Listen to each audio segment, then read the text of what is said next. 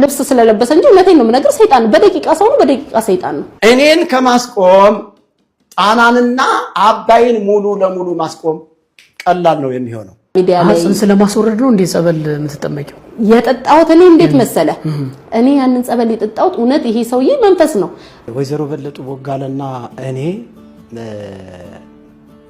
በፍቅር ህይወት ለሶስት ቀን ነው የምንተዋወቀው ልብስ ስለለበሰ እንጂ እውነቴን ነው የምነግር ሰይጣን በደቂቃ ሰው ነው በደቂቃ ሰይጣን ነው ምን ያክል አመት በትዳር ብትቆዩ ነው እና ደግሞ እንዴትስ ተገናኛችሁ ይኸውልህ የተገናኘ ነው እንዴት መሰለ የተገናኘ ነው የሆነ አንድ መከራከረው ቤት አለ በጣም በቃ ሰውየው እኛ እንደነገርኩ እና ቀራኒዮ ነው ተወልጄ ያደግኩት እናትና አባቴ በልጅነታችን ነው የሞቱት ያው እናቴ አባቴ በልጅነቴ በጣም በልጅነት ነው የሞተው ከዛ እናቴ ደግሞ ያው በችግር ነው እኛን ያሳደገችን ጉቶ እየፈለጠች ነው እናታችን እኛን ያሳደገችንና በዛ መሃል የሆነ ሰውዬ ያው እኛ ዘመድ የለንም እኛው የተወለድነው ብቻ እንጂ ሌላ ሰው የለምና በዛ መሃል በቃ ለልጆች ወንድም ትሆናለ ወገን ትሆናለ ብላ እዛ ግቢ በማታለል አስፈርሞ የገባ ሰው አለ በቃ ወገን ትሆናለ አለችው ከዛ እሱ ደግሞ በውሸት አታሎ 700 ብር ሰጥቷት እሱ የተናገረችው ነው እኔ የምነግርህ ልጅም ቢሆን የሰማሁትን ማለት ነው 700 ብር ሰጥቷት 7000 ብር ብሎ አስፈረማት ማለት ነው ከዛ ያ አንድ ጎረቤት አለች ፋጤ የምትባል ይንታንብና የት ነው የሰጡት ይሄንን ሰጥቶታል ከሰጥቶት የት ነው ያደረጉት ጠይቁትልና ያንን ስትጠይቀው አይ እንደዚህ ፍርድ ቤት ስለማይቀበለኝ ነው ምንም የሰጠሁት ነገር የለም አልከዶት መድኃኒዓለም ይካደኝ ይላታል ማለትና ልክ እኔ ላቅማዳም ስደርስ ያ ሰውዬ ስለ እንደሰማሁም እንትን ብሎ ይሁን ማቀው ነገር የለም በፍርድ ቤት በጣም ይከሰኛል በጣም በቃ እንዴት ብዬ ልንገር መኖር እስከማልችልበት ደረጃ ድረስ ማለት ነውና ከዛ በዛ ማካኝነት ቀን ስራ ሰራለሁኝ ቀን ስራ እየሰራው ወደ ፍርድ ቤት ስል ንጉሴ ይባላል ኢየሱስ ገዳም አካባቢ ነው ምንድነው በለጡ ምክንያትሽ ምንድነው ሲለኝ እንደዚህ ስለው የሆነ ሰውዬ አለ እስክንድር የሚባል እኔ ቤት ተከራይ እና እሱ ጋር የሚመጣ አንድ ሰው አለ ከጎጃም ከሱ ጋር ላገናኝሽ እንደምና ይሆናል ብለህ ነው አይሆንም ባክምናም ስለው እስቲ ቆይ ለማንኛውም ማለና ጠራኝ ቤቱ ሄድኩኝ ያ ሰውዬ እሱ ጋር ተከራይ ነው ይሄ እስክንድር የዚህ የኔ ልጆች አባት አበልጅ ነው ግን እሱ ጋር እየመጣ ጥንቁልናውን ይሰራል ይሄ ሰውዬ ከጎጃም የመጣ ማለት ነው ከዛ እሻልኩኝ ሰው አለ እንዳገቢ ተባልኩ ሄጄ ማለት ነው እሻልኩኝ ቆንኩ ደጅ ቁጭ አልኩኝ ከዛ ሰዎቹን ካስተናገደ በኋላ ግቢ ያለኝ እኔ ገባው ስገባ የሆነችችን የምታከል እንጨት ህይወት የምትባል ነገር ነች ብሎ ይሄንን ጨብጫለኝ ከዛ እሻልኩ ያንን ጨበጥ ከዛ በኋላ 7000 ብር ተከፍያለሽ አለኝ እንኳን 7000 ብር ነው 1000 ብር 1 ብር የለኝም እንኳን 7000 ብር ማለት ነው ስሙን ራሱ አላቀው እውነቴን ነው የምነግርና ከዛ በጣም ደነገጥኩ እስኪ ለቤተሰብ እናገራለሁ ይሄን ሰውዬ እንዲረዳኝ ነው አሁን በፍርድ ቤት በኩል እንዲያልቅልኝ ይሄ ሰውዬ እንዲወጣ ነው ከዛ ግቢ ገባ ያለፈውን ታሪክ ብትናገር ምንም እንትን የሚል ነገር ስለሌለው ነው አሁን ማወራክ ማለት ነውና በዛ ምክንያት ነው ከሱ ሰውዬ ጋር የተገናኘሁት ከዛ በቃ ይደወልልሻል አሁን ቤት ሂጂ ስትፈልጊ በመኪና ውስጥ ነው የምከትሽ ምናምን በስላሴዎች ስም አንተስ መኪና ውስጥ አተከተኝም እኔን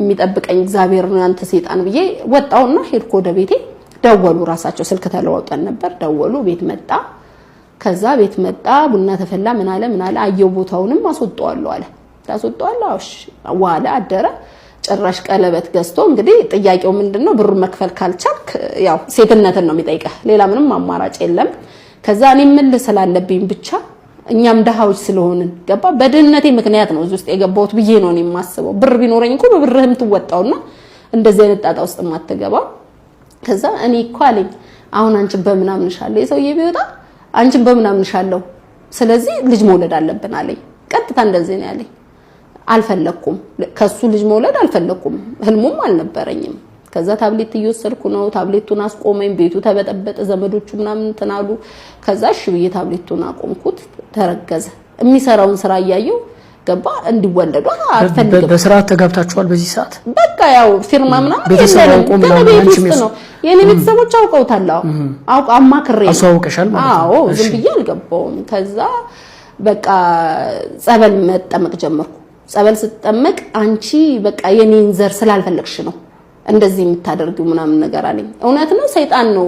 እኔ አሁን ብዙ ሰው ሰይጣን ጸበል እንትን ጽንስን አያስወርድም ብሎ ኮሜንት ይሰጡኛሉ እዛ ሚዲያ ላይ። ጽንስ ለማስወረድ ነው እንዴ ጸበል የምትጠመቂው? የጠጣሁት እኔ እንዴት መሰለ እኔ ያንን ገባ። ስለዚህ ይሄ ሰውዬ ሰይጣን ከሆነ እኔ ውስጤ ሰይጣን እንዳይፈጠር የማይሆን ከሆነ አንተ በጥብጠህ አውጣልኝ በቃ መድኃኒዓለም። ምክንያቱም እኔ በልጅነቴም እስካሁንም ድረስ እኔ ሐኪምም አልወድም ኪኒንም አልወድም። እውነቴን ነው የምነግርህ። እግዚአብሔር የተመሰገነ ይሁን፣ ክብር ለሱ። ሰው እንደ እምነቱ ይሆንለታል። ገባ። ከዛ እንደዛ እያልኩ እየተጠመቅኩኝ እየጠጣሁኝ ግን አጠበው፣ እግዚአብሔር አጠበው። ልጆቼ በሰላም ተወለዱ። እውነት ነው ተወልደው እኔ የሐኪም አያውቁም ልጆቼ። ጎረቤት ታሟል፣ እስኪ ሂጂ ሐኪም ቤት ይዘሽ ሂጂ መድኃኒዓለም ገብቻ አፈሩ። ስለዚህ ጸበል ጽንስ ማስወረድ አይደለም ጽንሱን ከሰውየው ጋር አየሽበት ማለት ነው። አዎ እንጂ ይሄን ነው ለዚህ ለሐሳብም የለም። ያኛው መንፈስ ሊሆን ይችላል ምናምን ከሚለው ካልሆነ ከሚለው ነው እንጂ ያስወርዳል አይደለም። ይሄንን የኢትዮጵያ ሕዝብ ወንድሞቼም እህቶቼም ያው እንደዛ ግልጽ አድርጌ ባለመናገር ይቅርታ ያድርጉልኝና ጸበሉ ያስወርዳል ሳይሆን እንዲወርድ የፈለኩበት ምክንያት በቃ እሱ ሰውየው መንፈስ ስለሆነ ውስጤ አብሮ መንፈስ እንዳይፈጠር ነው። ለዛ ነው እንዲያጥብልኝ በቃ። ካልሆነ እግዚአብሔር የሱ ፍቃድ ካልሆነ ከውስጤ እንዲወጣ ነው። ግን የሱ ፍቃድ ስለሆኑ እኔ እንድማርበት ስለፈለገ እግዚአብሔር ደግሞ እነዚህን ፍሬዎች ሰጠኝ እና እግዚአብሔር የተመሰገነ ይሁን። ይሄን ያህል ጊዜ ድረስ ልጆቹ ከሱ የሚያውቁት ነገር የለም። ደውሉ ብዬ ስልክ ሰጠው። እኔ እኮ ሩቅ ቦታ ስለሆንኩ ነው እንደዚህ ስለሆንኩ ነው እናታችሁ እንደዚህ የምታረገው ከኔ ጋር ልታጣላችሁ ነው ምናምን ይላቸዋል። ከዛ ፈላልጌ በአካል አገናኘኋቸው። በአካል በዚህ ጦር ኃይሎች አካባቢ በአካል አገናኛቸው። ይሄው እንግዲህ አባታችሁ ማለት ይሄ ነው። ከዚህ በኋላ አንተ ብር ምናምን እኮ አይደለም አንተነትን ብቻ ፍቅርን ስጣቸው። እውነቴን ነው ፍላጎቴም ይሄ ነበር። እሱ በምን አይነት መልኩ እንደሚረዳኝ አላውቅም። ያው የሰይጣን ነገር ከባድ ነው። ብር ፈልጋ ንብረት ፈልጋ ምናምን የሚለው ነገር ነው እሱ የሚያስበው። እኔ ግን እንደዛ አይደለም የማስበው። ምክንያቱም ሴት ልጅ ቢወልድ ሰውዬ በጋብቻ ይገናኛሉ እነዚህ ልጆች። ሰው የሚሄድበት የሚውልበት አይታወቅም። ይሄንን ነው እኔ የማስበው። እሱ ደግሞ የሚያስበው ገንዘቡን ነው እና አገናኘዋቸው። መጨረሻ ይሄ አንደኛው ያብስራ የሚባለው ልጅ ለምንድነው ትተኸኝ ሄድከው ብሎ አለው። ለምንድነው ትተኸኝ ሄድከው ብሎ ሲለው ጊዜ እናታችሁ ናት በአጋጣሚ በቃ ልክ እኔ ሴትኛ ዳሪ ሆኜ ምናምን ነገር እንደዛ እንደተፈጠሩ አርጎ ነው ለሱ የነገረውና በዛ ምክንያት ነገሩ ሁሉ ተበጠበጠ። ከዚህ በኋላ አይናቸው ነው ማታይም። እሺ አያችሁ ያባታችሁን ታሪክ አይደል? እሺ ምንድነው የምትፈልጉት? ከዚህ በኋላ አይኑ ማየት አልፈልግም አሉ። በቃ ልጆቼን ይዤ እኔም ሄድኩኝ ማለት ነው። ቅጠሉን ቀንጠስ አርጎ በልቶ ብር ያረጋዋል። ፕሮቴስታንት እየደገፈው ያለው እዚህ ጋር ቤተክርስቲያን ስላጥላላ አብረውን እኮ ቆባቸውን ዘቅዝቀው እንደዚህ የሚቅሙ አባቶች ነበሩ እኮ። ውስጥ ያሉ የራሳቸው መምህራኖች ሁሉ ጊዜ ስለ ኦርቶዶክስ እያጨለሙ ነው የሚነግሯቸው። እዛ ጌታ እንደሌለ እንዲህ እንደሆነ ጌታ እኮ ከዚህ ከስንት ዘመን ዓመት በፊት ከጨለማ ነው ያወጣኝ እያሉ ለህዝቡ ይመሰክራሉ። አንድ እሱ። ሁለተኛው ደግሞ ከዚህ ቤተክርስቲያን የጥንቁልና ሲስተም አይተሻል? አዎ ጥንቁልና ይሰራል። አንቺ ቁጭ ብለሽ ነው ይሄን ሁሉ የሚያደርገው? ፈልጎ ነው አንቺ እንድትሆን ፈልጎ ነው ወይስ ምንድነው? እኔ ብቻ አይደለም ብዙ ሰው እያለ ብዙ ሰው እያለ ቅጠሉን ቀንጠስ አድርጎ በልቶ ብር ያረጋዋል። ማአት ብር ነው የሚያወጣው። ራሱ የነበሩ ሰዎች ይወጡና እዛ ሄደው ምን ይሏቸዋል? ኢየሱስ ኢየሱስ ብዬ ስሰብክ ከመድረክ ላይ ጎትተው አወረዱኝ። ዘማሪው ደግሞ ምን ይላል? ኢየሱስ ኢየሱስ የሚል መዝሙር አበዛክ፣ መዝሙሮችክ ላይ ኢየሱስ ኢየሱስ የሚል አብዝታል ተብዬ ነው የተባረርኩት ብሎ ያንን ቤተክርስቲያኗን ገብቶ ለማያውቀው ህዝብ ያንን ነገር ይመሰክራል።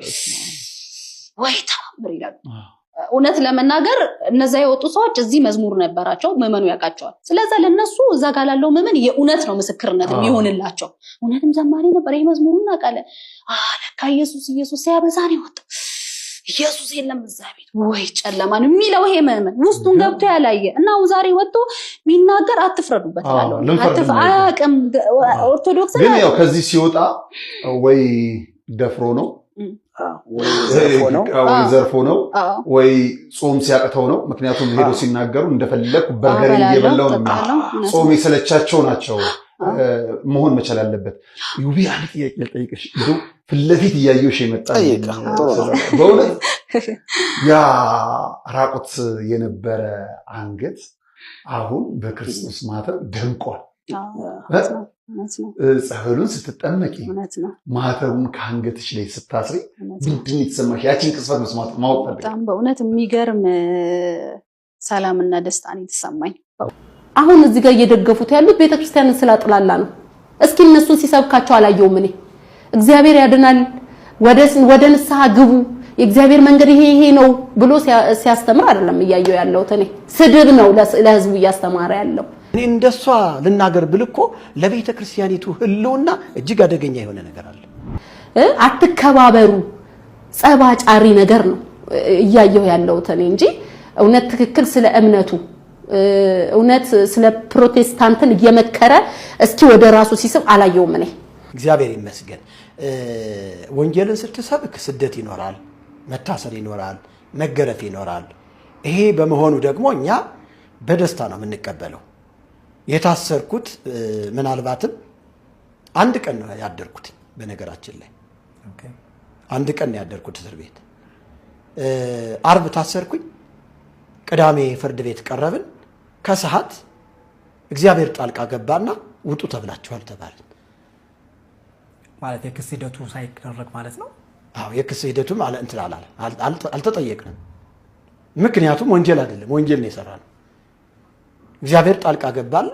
ከዛ በኋላ ሁኔታውን እንግዲህ የህግ ባለሙያዎች አይተውታል ማለት ነው። እንደዚህ ነው አይደለም፣ አይተውታል። ህጉ እንግዲህ ያስጠይቃል ያስጠይቅም የሚለው የህጉ ባለሙያ ናቸው የሚያውቁት። ግን እኔ ያመንኩት ኢየሱስ ጣልቃ ገባልኝ ብዬ ነው ያመንኩት። ይሄ ነው ዛሬም ነገም ኢየሱስ ጣልቃ እንደሚገባልኝ አምናለሁ። ደግሞም ብታሰር የእግዚአብሔር ሐሳብ ከሆነ እዛ ውስጥ ወንጌል ነው የምሰራው። በዚህ አጋጣሚ 3 ሰዎች እኮ ድነዋል እዛ ገብተን በአንድ ቀን እና እግዚአብሔር ጣልቃ ገብቶልን የተፈታ ነው። ክብር ለእግዚአብሔር ይሁን። ቤተክርስቲያን እንደዚህ ናት። ቤተክርስቲያን በእንደዚህ ነው። ቅስናም የለውም ሰውየው ደብተራ ነው። የባህል መድኃኒት እንዲሰራ መሪጌታ ተብሏል። ከዛው ከቀራንዮ መድኃኔዓለም ውስጥ የወጣ ስንት ታቦት ነበር። እኛ በለጡ ቤት ራሱ ተምሮ ግን ጥበብ የሚሰጠው ለጥሩ ነገር ነው። እሱ ግን ጥበቡን ለመጥፎ ነገር ነው የተጠቀመበት። ከዛ ወጥቻለሁ አልወጣም። ይኸው እዛ ውስጥ ሆኖ እኮ ውሃውን ወደ ደም ቀይራለሁ እያለ ነበረ አይደል እንዴ? አቅፎት የኖረው ተቋም እውነቴን ነው የሚገርም ነው። በቃ ትግስቱ ራሱ የሚገርም ነው። እንዲህ እያለ ራሱ እኮ መክረነዋል አይደል? ግን ከዛ ስተት ስላልተመለሰ ከዚህ በኋላ ደግሞ አልፈልገውም ብሎ አግዶታል። ማንም ሊመልሰኝ አይችልም እንግዲህ ህግ የለም እያለ ነው። ግን ሁሉም ሰው በህግ ጥላ ሰው አሁን አንቺ እንደምቲ ካንቺ ጋር ሆኖ አንድ ቤት ውስጥ ሆናችሁ ቅድም ብር ማምጣት የሚለው ነገር አለ። ሌላ ከሱ ውጭ ሌላ የጥንቁልና ሲስተም አይተሻል? አዎ ጥንቁልና ይሰራል እንጂ አንቺ ቁጭ ብለሽ ነው ይሄን ሁሉ የሚያደርገው? ፈልጎ ነው አንቺ እንድትሆን ፈልጎ ነው ወይስ ምንድነው? እኔ ብቻ አይደለም ብዙ ሰው እያለ ቅጠሉን ቀንጠስ አድርጎ በልቶ ብር ያደርገዋል። ማአት ብር ነው የሚያወጣው ራሱ። ሊያስጠነቁሉ የመጡ ሰዎች ናቸው ሌሎቹ በራሱ በኩል የራሱ ዘመዶች በራሱ በኩል የመጡ እንደዚህ እንዲደረግላቸው ከመሰሉ ነገሮች ሲሆኑ አትፈሪም? እንዴት አብረሹ ቀጥልሽ? እንዴት አብረሹ ነው? እኔ አልፈራም በህይወት ልንገር። አሁን እኔ እንደዚህ አሁን ጠንቋይ ምናምን የተባለ ነገር ምንም ነገር አልፈራም። እኔ ማምነው እውነቴን ነው። አሁን ለሰው እኔ እምነት እንደሌለኝ በቃ ዝም ብሎ የሆነ እንትን ብዬ ምኖር ምናምን ነው የሚመስለው። የሚገርም ነገር ሄጄ ጋፈጣለሁ። እኔ ነኝ ንጉስ ያለውን እንኳን አልፈራም።